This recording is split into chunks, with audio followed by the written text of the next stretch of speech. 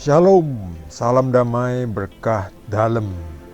Kita mulai lagi baca Alkitab Injil Markus bab 10 dengan judul perikop perceraian.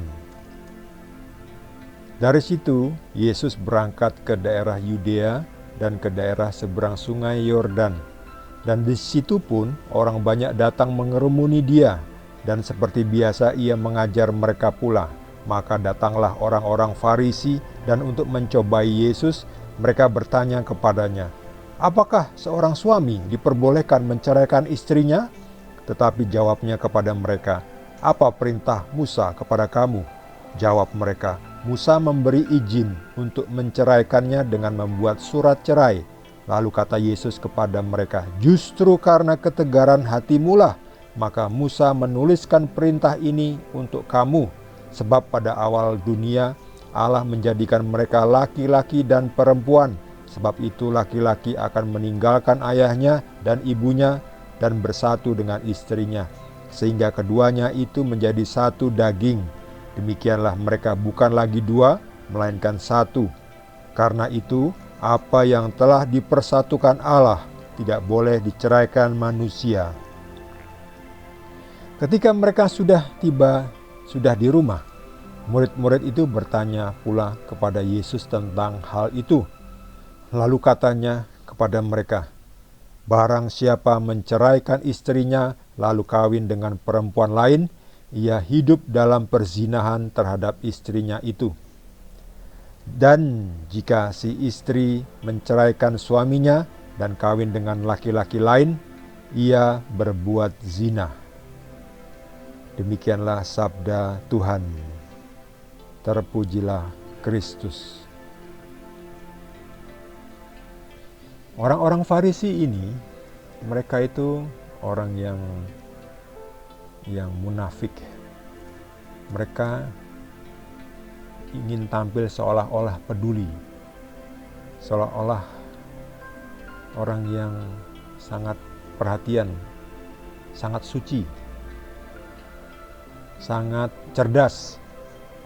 Tapi tujuannya bukan untuk kebaikan, tetapi untuk menjatuhkan Yesus. Lihatlah ini. Ketika Yesus berada di daerah sekitar di seberang sungai Yordan, sudah banyak orang yang datang berkumpul mengerumuni dia. Jadi orang-orang banyak itu kalau ada yang sakit, mereka tentu datang kepada Yesus untuk disembuhkan. Dan pasti sembuh. Asal mereka percaya dan tidak pahit hati kalau diuji oleh Yesus. Jadi Yesus itu kadang menguji iman mereka sebelum menyembuhkan. Contohnya adalah seorang ibu yang minta tolong anaknya sedang sakit itu. Dikatakan oleh Yesus, tidak patut memberikan roti kepada anak, diberikan kepada anjing. Jadi si ibu itu waktu itu diibaratkan sebagai anjing. Padahal itu hanya untuk menguji iman si ibu itu. Dan ternyata si ibu itu tidak cepat tersinggung. Tetap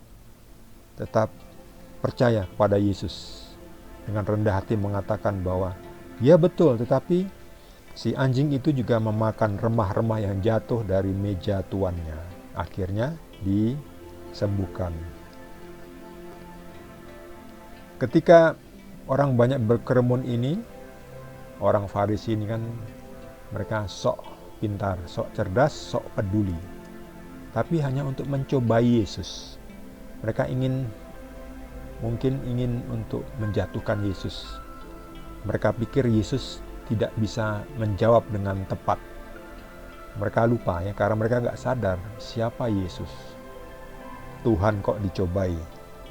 Seperti kata Yesus, "Janganlah engkau mencobai Tuhanmu." Ditanya hal yang berhubungan dengan perceraian. Boleh tidak menceraikan istrinya? Ya jelas gak boleh. Lah tapi kenapa Musa memberikan surat cerai?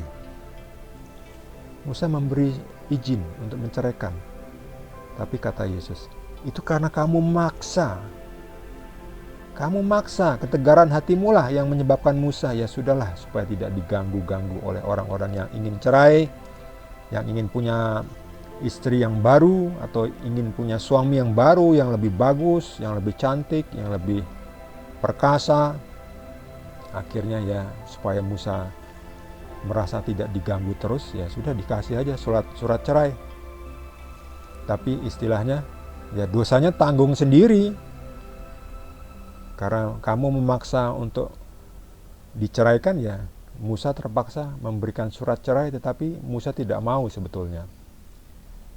Ya mungkin Musa mikirnya, ya sudah karena kamu mengganggu saya, sudah nih saya berikan surat cerai, biar kamu tanggung sendiri dosamu.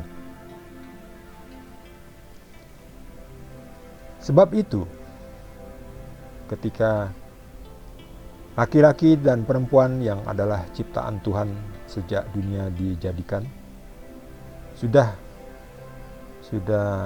menikah, mereka bukan lagi dua tetapi satu.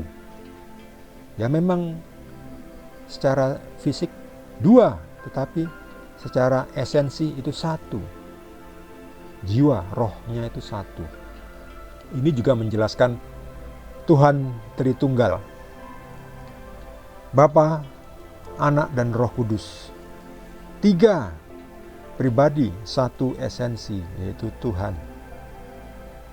Ini dikatakan sehingga keduanya itu menjadi satu daging.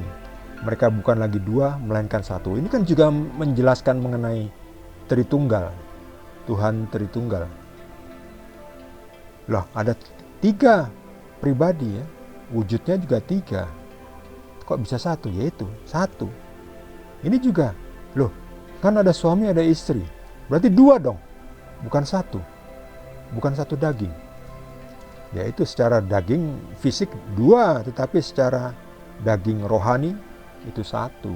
Jadi memang ini harus dipahami dengan menggunakan Roh Kudus.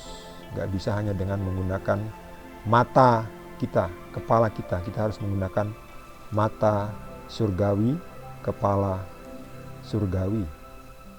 Oleh karena itu, yang sudah disatukan Tuhan tidak boleh diceraikan manusia, sebab yang menceraikan akan dikatakan berbuat dosa zina.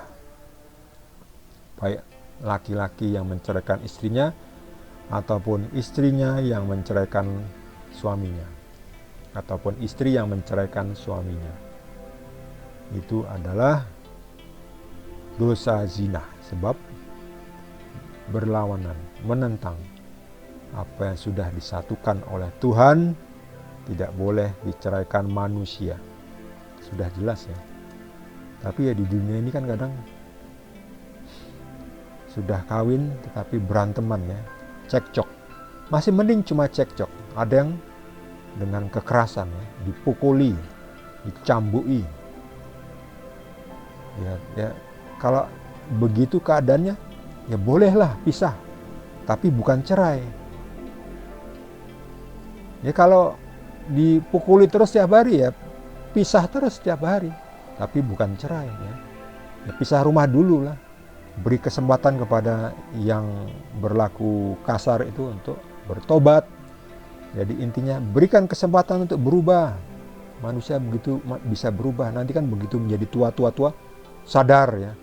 Saya tua, saya nggak bisa lagi main kawin sana kawin sini ya. Akhirnya mau kembali kepada yang pertama, tobat dan kembali lagi ya, bersatu. Jadi tidak ada cerai. Itu maksudnya ya. Memang itulah susah, memang susah. Makanya kalau nggak mau susah, nggak usah punya pasangan, nggak usah punya istri, nggak usah punya suami.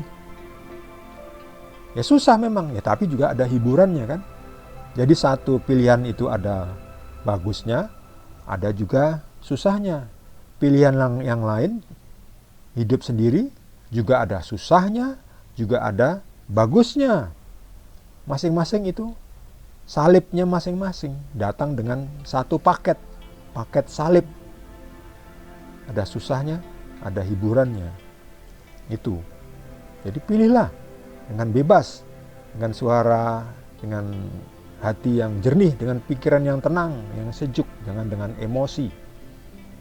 Kalau emosi ya saya kan butuh kawin ya, pengen kawin ya, hanya karena pengen kawin ya nanti setelah kawin terus bosen, lalu pengen pisah, cerai, pengen cari pasangan yang baru yang lebih menarik karena sudah bosan dengan yang lama. Orang kan selalu jadi bosan. Coba aja nanti dapat yang baru juga akan bosan lagi ya. Bagi saudara yang mendapat pencerahan dari Tuhan, boleh juga berbagi dengan kita semua. Yang belum subscribe, jangan lupa di subscribe. Kita akan lanjutkan dengan perikop berikutnya, masih dari Injil Markus bab 10. Terima kasih. Tuhan Yesus berkati kita semua.